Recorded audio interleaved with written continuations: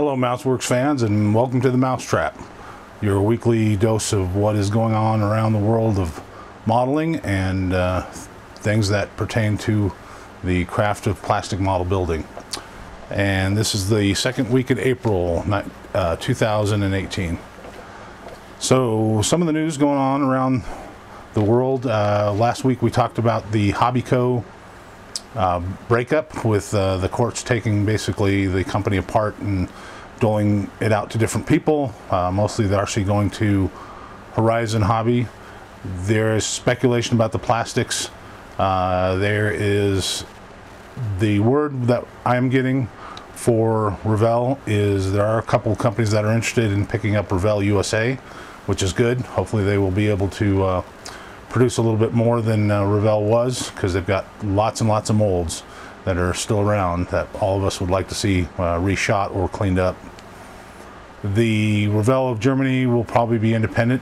I'm not sure how that's going to work out, but again, we'll keep you posted on what's going on with all that situation there. A couple other things going on. This year is the IPMS Nationals in Phoenix. That will be in August. And it'll be toasty in August in Phoenix, but it's a good show. It's actually a really nice place to visit. Just make sure you're aware of the heat.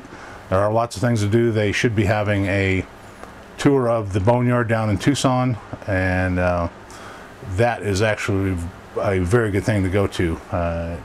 Lots of aircraft you've never seen before up close, but in storage, and then they have a museum basically across the street. The other things coming up, looks like the Squadron shops are having their show this year. That will be a good show. That one is going to be in Texas. It's actually very fun to partake in, because it's a very loose atmosphere that's more of a party atmosphere than just a strict hardcore contest. They do judge on the open judging style. So it's not a first, second, third. It's a bronze, silver, gold, but you could win multiples in the same category. They do give out whatever is actually merited to get awards, and it's a pretty fun time down there. So if you make it, definitely try to get on that one. The Shizuoka show is May 10th through 13th. We've already got some sneak peeks from there about what model companies are going to be doing. I'll have that a little later in the what's new in models. So that looks like there's going to be a lot of exchanging of molds, and different companies actually reboxing other company stuff, which is okay. Then it's nice that they try to clean them up and put extra parts and things in them. So that's going to be a trend that's going to be continuing. Bandai looks like they have picked up the rights to Pacific Rim and have already released a couple figures or robot models to the new Pacific Rim movie. They look real good. Glad to see that Bandai is actually looking at other things besides just the Gundam world, and hopefully they'll continue with that. They really went deep into the Star Wars thing. Be nice to see them continue with their Star Trek, which they used to have a few pre-built, pre-painted, lit Star Trek kits. So hopefully they'll be doing some more of that. Speaking of Star Trek, a lot of you have seen, if you don't have the subscription to CBS, the new Star Trek Discovery. There are a lot of sneak peeks on YouTube of the different scenes, and one of them is a big battle that they have with all kinds of different ships. And it'll be nice to see if anybody picks up some of those ships. Normally I would say that the model companies wouldn't be real interested in it, but the last episode, in the last seconds of the last episode, they reveal a USS Enterprise comes out of basically a distress call, and it is a reworked design of the USS Enterprise. It's a little bit of all the different Enterprises, the movie, the TV show, some of the other TV shows, the Enterprise and things like that. Very nice looking ship. One thing they do say before the end of the show is they conclude that the captain is Captain Pike, which is very interesting. So it kind of sets that tone. Be interesting to see what they do with it. It caused a ton of buzz on the internet. They basically have been nonstop talking about what ifs, analyzing the quick scene on the TV that they had. So just from my judging of that, I would think these model companies would be really interested in trying to pick up some of that, maybe even making one of the new Enterprises or some of the other ships. There is a lot of people out there wanting to model that stuff, so hopefully these model companies will take note. The other thing that is starting up is the F1 season. Formula One has started. They've had a few races already. Exciting as usual, and hopefully a lot of the model companies will pick up some of the formula cars. They're a whole different ball game when building them than armor or aircraft. So we'll be featuring the Tamiya F1 in a later segment here pretty soon. So lots of stuff to do in the model world, and we will conclude with that and get on to the new kit releases.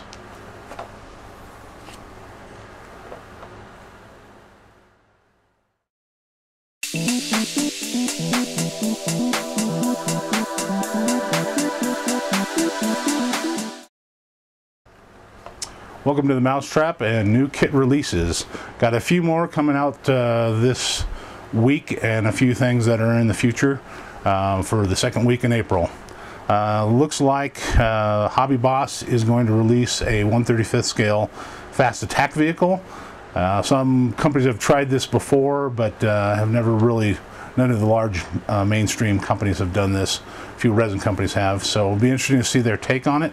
They just have some computer generated images, so this will be one that a lot of people have been asking for. Hopefully they'll have lots of figures to go along with it, so we'll have to see what comes up of that.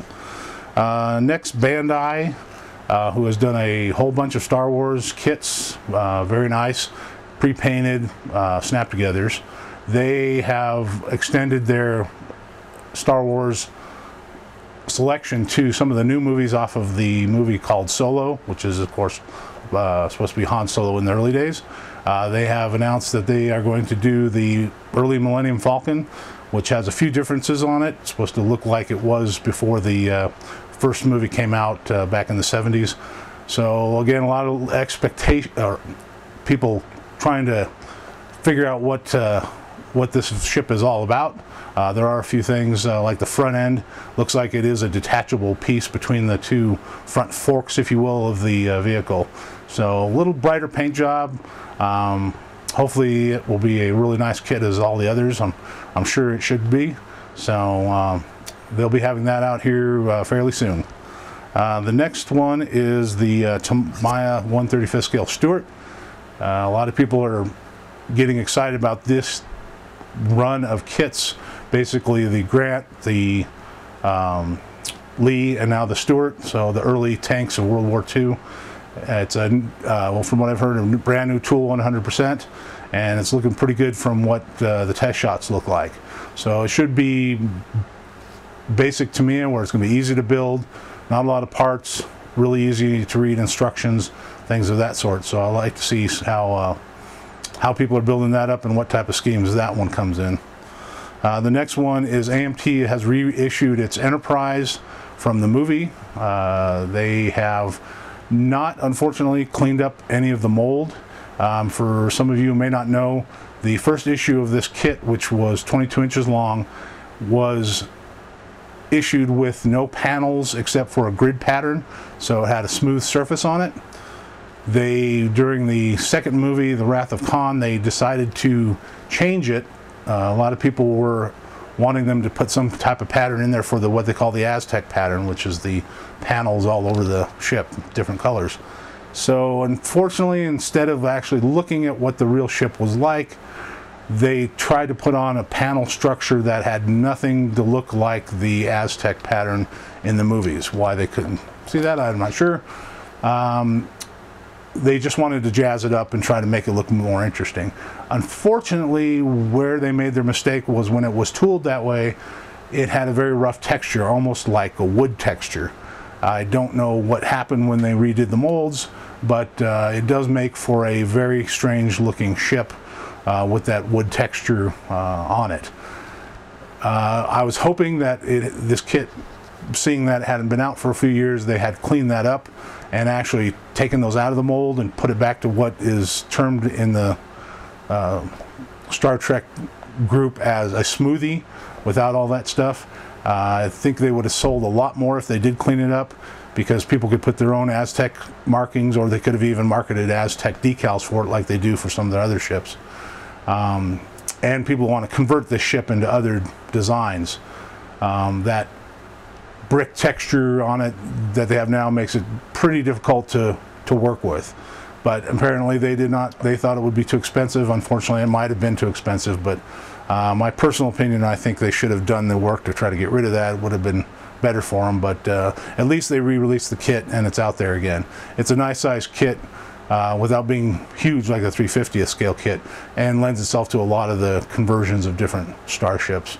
If you want a little bit of a taste of what type of starships are out there, and you've never gotten or looked at any of the books that show different designs like the old FASA game that they had, there is a website called Trek Yards, and they go over a lot of those different designs, so that's a neat website to take a look at. Next up, looks like there's still again going to be a lot of those Panthers coming, so be aware of that. There's also some more Tigers coming, a lot of German World War II armor coming, so we'll keep you informed on that. And that's about it. And up next, we will get you to the new kit review.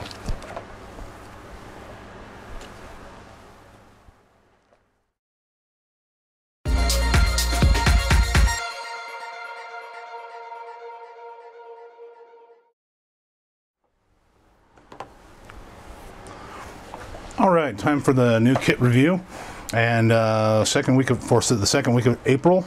And for this one, we do a kit review of the new Tamiya Ferrari SF70H, which is one of the newer designs. This kit came out probably 2 or 3 weeks ago, and has really made a buzz around the industry of model cars. It's a very interesting design, little different than the years before with the flat nose on it. So that's what kind of interested me. But basically we'll do a review of this one and see what we got. One of the interesting things that Tamiya did on this kit, which they haven't done in the past on their formula kits, is they are doing like Tacom, and they're actually putting the sprue layouts on the box, so you can actually see what is in the box. Something a lot of people have been asking about. It's a 1/20th scale formula car. It has 154 parts, and let's take a look around the box here. We've got this side shows the top view of it with all its fancy decals and all.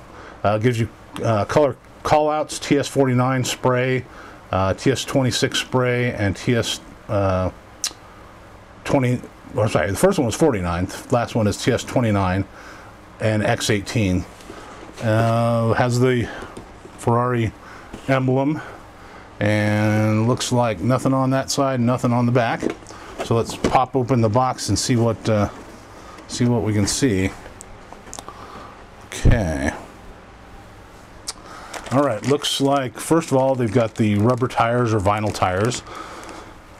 It would be nice if they actually were putting some of the lettering pre-molded on there. Putting decals on there is kind of tough because they flex, and that it's hard to get them to stick. I'm sure the aftermarket community will come up with answers for that, either pre-printed tires or an actual template where you can actually put it over there and spray it and get the names on there. Little screwdriver, some screws, and some poly caps in that bag. Typical Tamiya, which is nice. They use poly caps for movable things. This one also, the chassis will actually screw to the bottom. So the first tree we're looking at here, this one has got a lot of the wing detail, and you can kind of see how far the technology has gotten.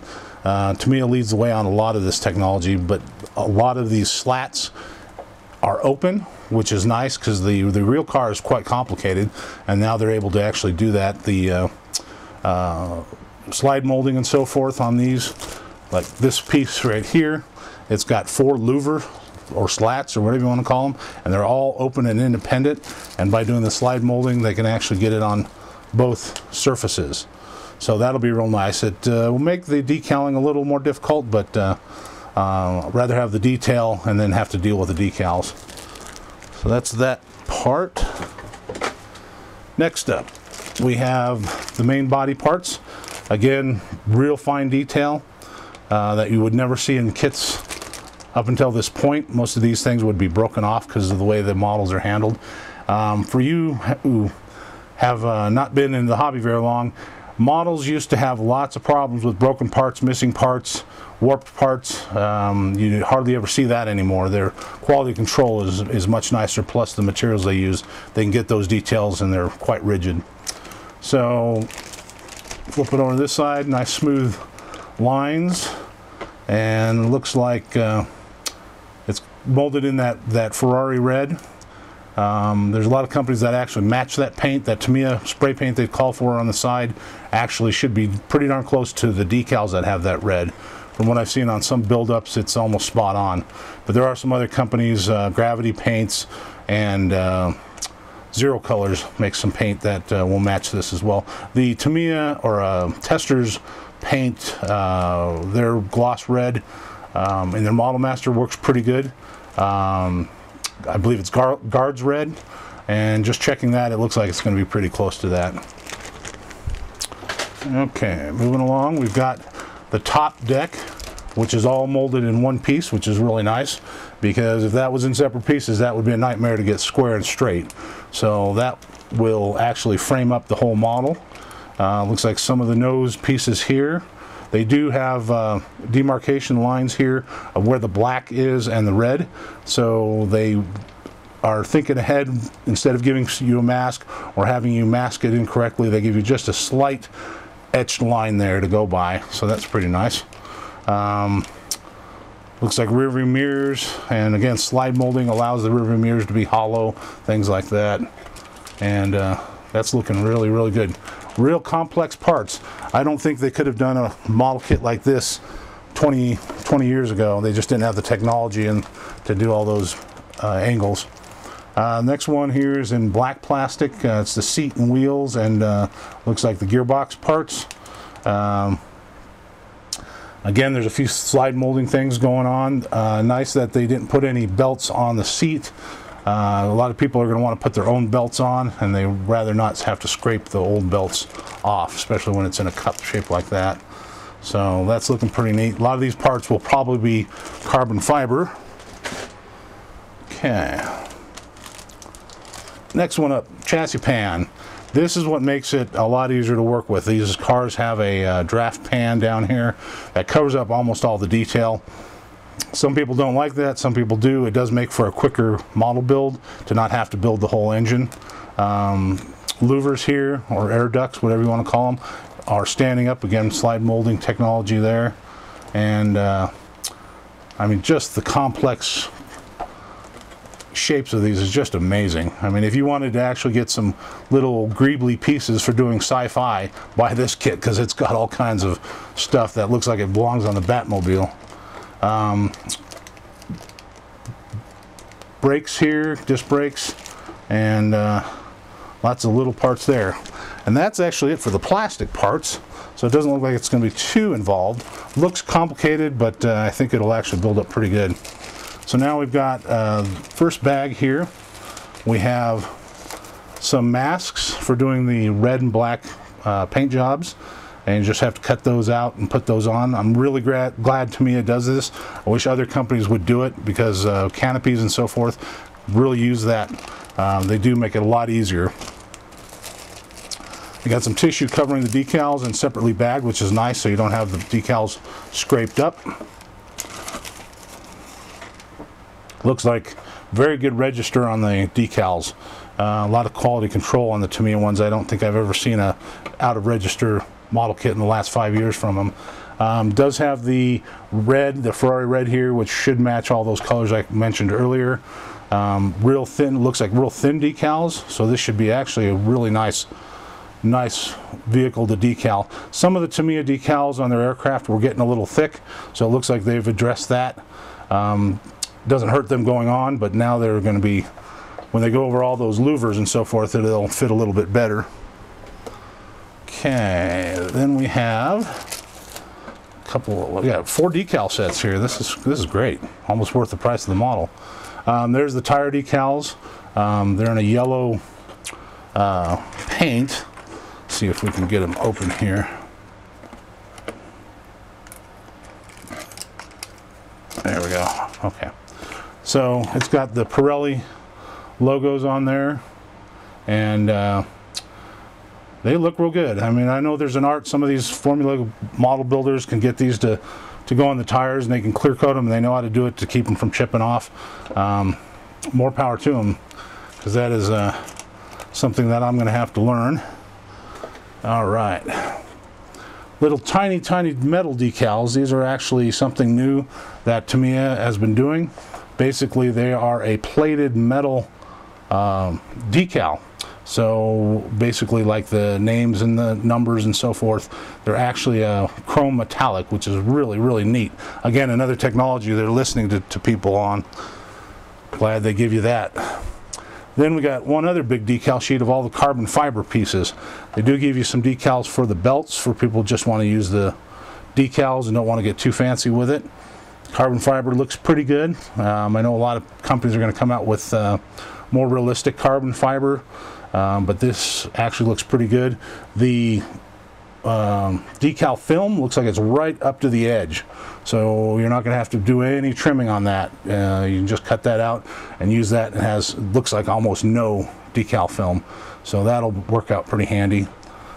We got those, the masks, and last but not least, the instructions. All right, little bit in Japanese and English and German on one side, but a little bit on the background of the vehicle. Looks like a real good instruction set here. They talk about doing the masking and the spraying of it. It's nice that Tamiya, whenever they come out with a model that has a specific color, they actually make a spray or brush on bottle of that color. I know the TS100 they made specifically for the Mercedes-Benz kit that they had come out. So it's really nice that they're backing up their models with supplies. Of course, they want to sell more stuff and more materials, but the fact that they do that makes a modeler's life much easier, because trying to match some of those is pretty tough. That metallic color on the Mercedes, the real color is actually semi-gloss, and that spray is actually semi-gloss. So they're really paying attention to that. They're talking about their paints. And then you start into the construction, paint as you go type of a thing. So a lot of the stuff is hidden, so you do want to kind of follow their actual paint call outs and so forth as you go. Looks pretty good. They real clear, again, not too cluttered. I hope that's a trend. I noticed Tacom does that as well, where they will actually use more pages, that way they can spread it out and they don't have 80 different pieces going together on one picture and then arrows going everywhere, which is really annoying and confusing, in my personal opinion. Polycaps tell you not to glue them there. Putting on some of the carbon fiber. Let's see what else here. Putting on the chassis pan with the little screws. That way it bolts on real nice and snug. Putting on more carbon fiber. Here's some of that those wing louvers, which will be very interesting. Here's where the decal is over the louvers. Basically what I would do is clear coat, put the decals down, let them snuggle down, then when they're a little bit dry, slice them with a very sharp knife, usually using a new blade, and then put some more decal set and let them curl around the corners on their own, and then let that set and then do another clear coat. Trying to cut them while they're wet is a disaster, so just let them get a little bit dry. Okay, just looking at the way they're attaching all the wheels and so forth. Here's a paint scheme and all the little decals that you put on here, all the little advertisers and so forth. So if you like decaling, you're in seventh heaven. So all right, And that is about it on the F1 Formula One car, Ferrari SF70H. Really nice kit. I'm glad to see every release that Tamiya does has some new technology in it. Hope they get the ball rolling and have more releases during the year, and maybe a few more Formula cars.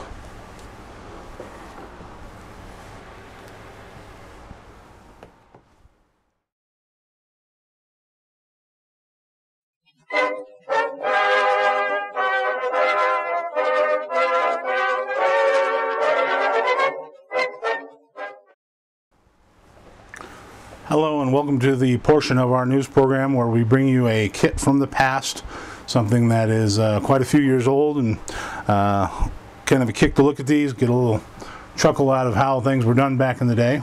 For this week I've got a kit here from Nito, however you want to pronounce it, out of Japan. This one has been in my collection quite a while.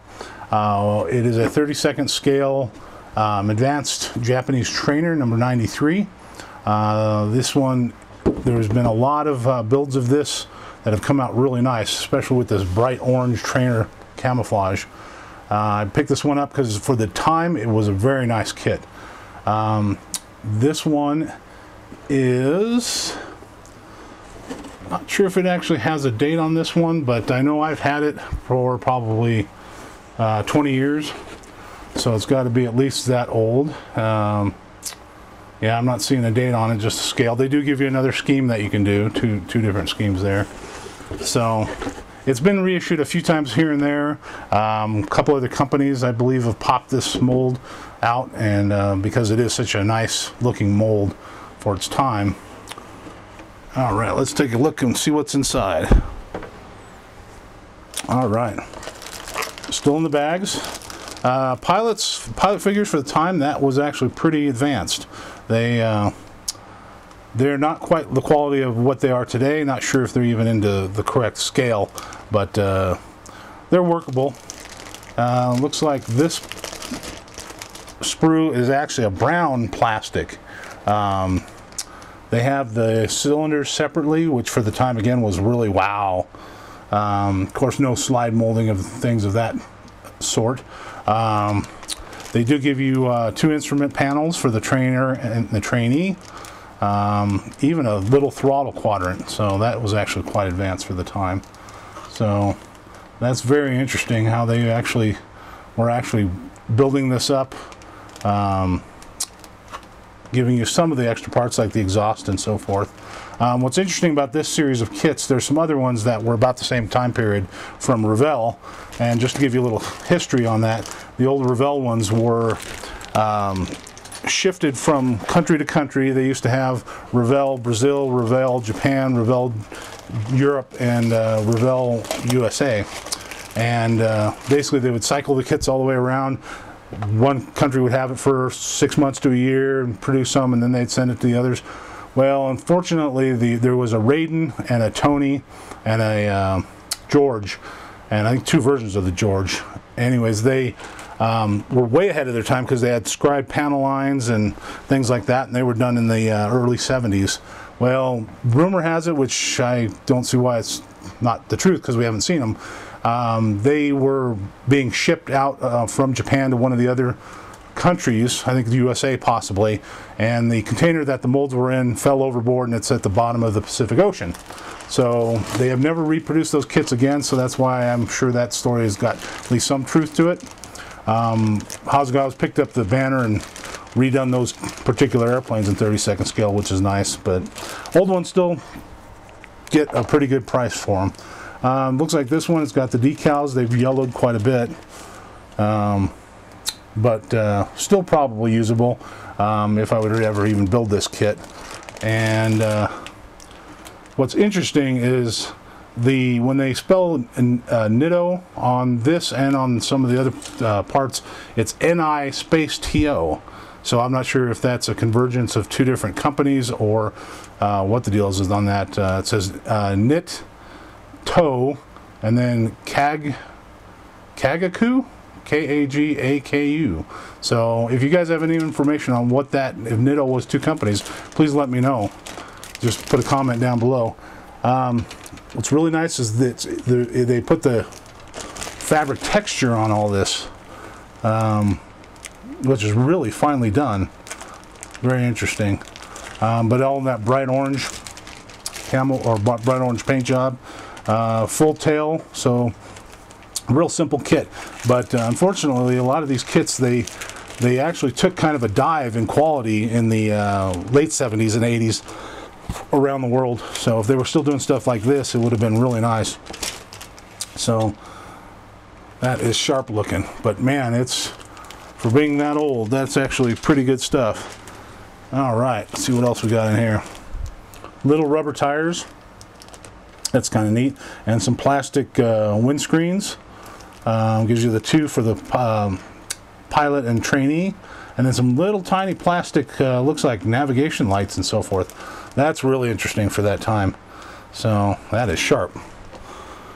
All right, and well, check this out. I never saw this before.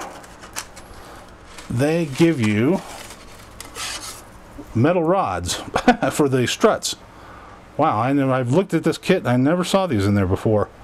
But yeah, little metal rods for doing your struts. They were pretty serious about this kit. And let's see what we got. The old instructions here.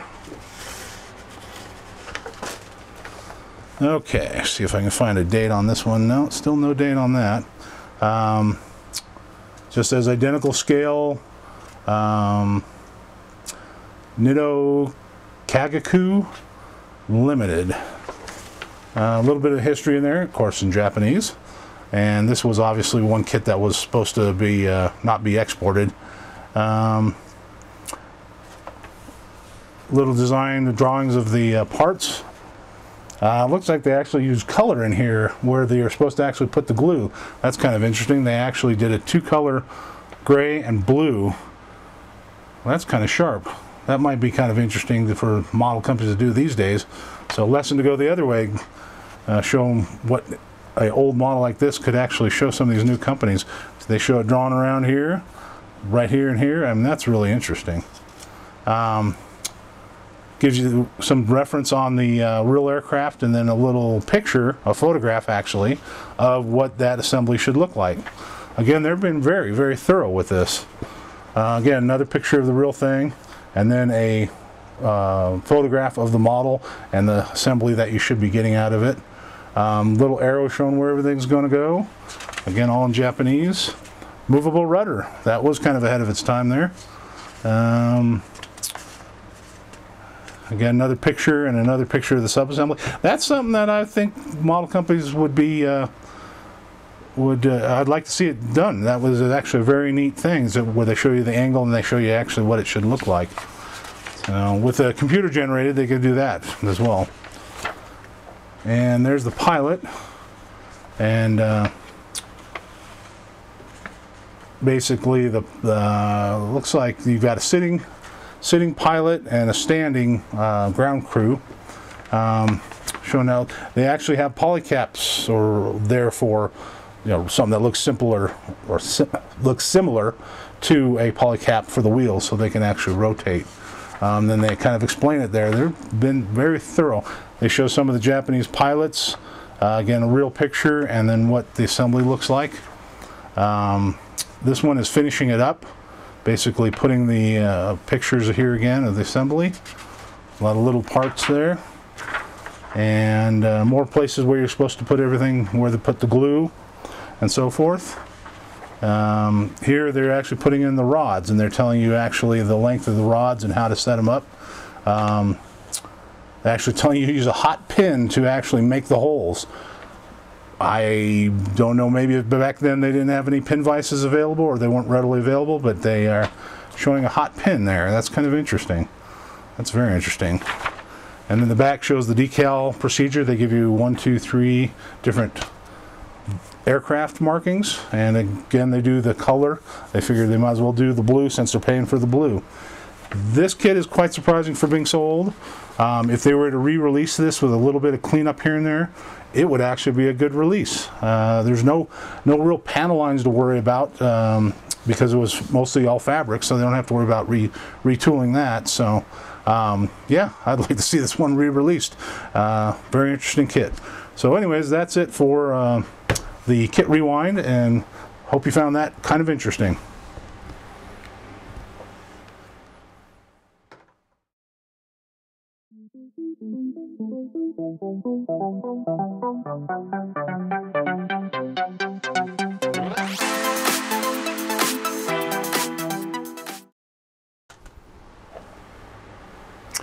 Welcome again to the new gear segment of our news program, and this week we've got something a little bit different.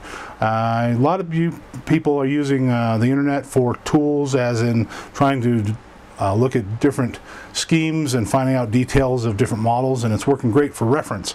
This is a little different. This is something I found that has helped me quite a bit, and what it is, I'll turn my phone on here. It is an app for a phone, and what it is it's called the Hobby Color Converter. Hopefully you can see that. We'll hit that icon. Pick this up off of Google Play Store. They give you a Hobby Color Converter. You can pay for it if you don't want ads. Then it has a actual measurement scale ruler system, and then some suggestions. And they do update this one every so often. So this is the utility section, and I'm going to try to get a little tighter on here for you. So basically, tap that. We want to look up a color. It lists all the different manufacturers, or most all the different manufacturers. It does also have a federal standard tab, which actually will show you all the federal standards. Doesn't go, at least right now, does not go into fluorescence that I've seen. But the nice thing about this is, say I want to find out what a tester's call out for a certain paint is. Go to testers, it does Model Master, Model Master Enamel. Okay, say I want to do olive drab or something like that. I hit that, it gives me a list of all the part numbers and what the paints are, federal standards, and so forth. And you can scroll through here. The colors are pretty accurate to the color chips of the paint. This phone is not the greatest phone in the world, but it shows the colors really well. So this is a real good one. When you do decide one, go back here a sec. Decide one that you want to look at, it will actually, you press on it, it gives you the color swatch of that particular color. And like I said, they're pretty spot on for a backlit screen. They give you the information and the stock number. They do most testers, even though a lot of the testers have been discontinued. Grumble, I don't even want to go there. Anyways, some of the colors, for example, what they will do is, let's see if I can find one that actually has, yes, okay. So what they will also do is when you select the color, it'll give you the color swatch, and it gives you other colors to different manufacturers as a cross-reference. So like this does the acrylic Model Master and the actual enamel. Let's go up here, Euro Dark Green. Okay, here's one that basically they show what the tester's color is, what the federal standard color looks like, and you can see there's a bit of a difference. What Vallejo's match is supposed to be, and then the tester's acrylic. They will also go into some of the game color if it actually is a match, like the Vallejo game color, which is really neat. Camouflage gray, this should have a lot of different matches. So we have the tester's enamel, we have the tester's acrylic, we have the federal standard, we have Vallejo, we have Guernsey. So it'll cross-reference all those, which is really handy. The other feature that it has, this little shopping cart over here. Of course, they're not selling paint, but what they do is they have a utility where you can actually click on them. Let's see if I can get that back there. You can make your own list of what paint you have. Basically, you select all the paints you have already in your current inventory, and then that way when you go to the store and you not sure if you have a certain color, you actually just open this up and you can see if you have it or not. It also will, if you know which ones you want to shop for, if you get home, open the instructions, and say you need a certain olive drab or something, you can actually select that for a that you want to buy that. So it makes a little shopping list. So that's a really handy feature. So anyways, you can keep your inventory, you can search your inventory, you can do all kinds of stuff with it. So that's a tool that's really handy. I even have an old Federal Standard chip fan The one that was actually issued by the government. Let's see if I can find it here. It's probably floating around here somewhere. But anyways, big old chip fan, can't carry it everywhere you want. So this is really super handy type of program. And so it does Vallejo, mine is not updated yet, but Vallejo, Testers, Tamiya, Revell, Humbrol, Gunze, Federal Standards, Citadel, and AK Interactive. Hopefully they'll get the AK real colors on here pretty soon. I'm hoping they have that ready to go. Tamiya paints go into the sprays as well, both the specialty colors, the flats, the glosses, the whole thing. So really handy tool. And it's just as close as your pocket. So I'm saying everyone has a smartphone these days, and might just go to again, I went to the Google Play Store. I'm sure Apple has their own version. Hopefully that's on an Apple system. So anyways, that is the tool of the week and new gear that is going to help you in your modeling building. So that concludes our weekly edition of MouseWorks Model News. Hope you enjoyed it. Remember to click to subscribe and hit the bell to get notifications every time I do a new video. And comment. I'd like to hear what you have to say about the show or what you'd like to see. Thanks for watching, and go get modeling.